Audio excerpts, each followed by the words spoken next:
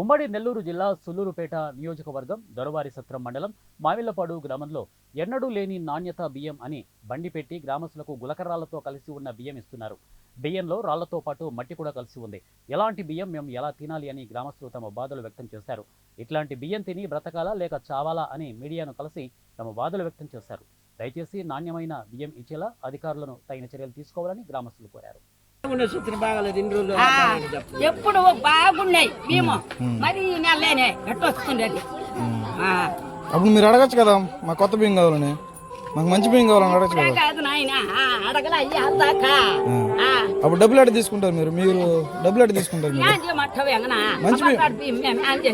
మంచి బియ్యం అడగాలి కదా. అడిగేసే ఇచ్చినాం.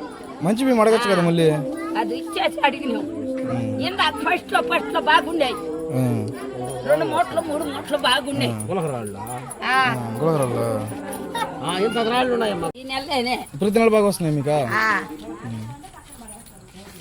ఈ నెల మీరు తీసుకున్నారు సారా? మీరు తీసుకున్నారు బీమా? తీసుకొని ఇచ్చేసినాం. ఎందుకని డబ్బులు తీసుకున్నాం? ఎందుకని ఇచ్చారు? ఏం చేయమంటావా అయ్యా అంటకా బీమా ఎట్టున్నాయి బీమా? యాన్ని మాట చూడలేదు నాయన. దూరుకొని వచ్చేది ఎత్తుకొని వచ్చేది చూపించేది. తీసుకొచ్చి చూపిమ్మా.